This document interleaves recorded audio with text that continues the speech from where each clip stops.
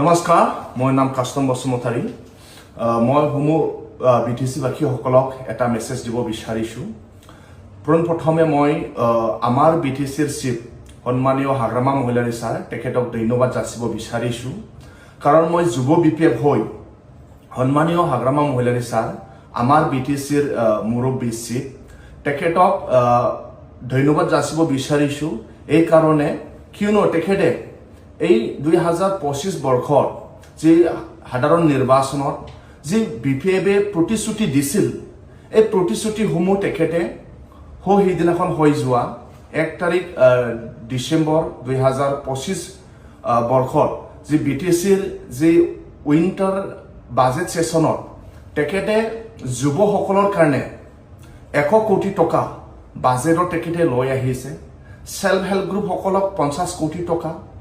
আৰু যিসকলে বিটিসিৰ দুখীয়া শ্ৰেণী তেওঁলোকৰ কাৰণে 50 কোটি টকা আৰু যিসকলে মানে হ্যান্ডিক্যাপ তেওঁলোকৰ কাৰণে 5 কোটি টকা আৰু সিনিয়ৰ সিটিজেন সকলৰ কাৰণে 5 কোটি টকা যে মই সন্মানীয় হাগ্ৰামা মহিলাৰী স্যাৰক যে যুৱ হৈ মই তেখেতক ইয়াৰ কাৰণে মই ধন্যবাদ যাচিব বিচাৰিছো যে তেখেতে বিটিসিৰ যুৱ যুৱতী সকলৰ কাৰণে যে তেওঁলোকে যাতে নিজৰ ভৰিত থিয় হ'ব লাগে ইয়াৰ কাৰণে তেওঁলোকে কোনো চিন্তা কৰিব নোৱাৰা আগৰ চৰকাৰ প্ৰমোদ বৰুৱে যুৱ যুৱতী সকলৰ কাৰণে চিন্তা কৰা নাছিল কিন্তু হাগ্ৰামা মহিলাৰী স্যাৰে চিন্তা কৰি 100 কোটি টকা তেখেতে নিৰ্বাচন সময়ত যে প্ৰতিশ্ৰুতি দিছিল এটো বাজেটত আনিলে ইয়াৰ কাৰণে মই এজন যুৱ হৈ আৰু যুৱ বিপিএফৰ ভাইস প্ৰেসিডেন্ট হৈ সন্মানীয় হাগ্ৰামা মহিলাৰী স্যাৰক ধন্যবাদ যাচিব বিচাৰিছে কাৰণ তেখেতে যুৱ যুৱতী সকলৰ কাৰণে চিন্তা কৰিছে সেলফ হেল্প গ্ৰুপ আৰু দুখীয়া শ্ৰেণীৰ কাৰণে আইবিএস সিনিয়ৰ সিটিজেন কাৰণে 5 কোটি ডিসেবল পাৰ্সনৰ কাৰণে 5 কোটি হুমু বিটিসিৰ যে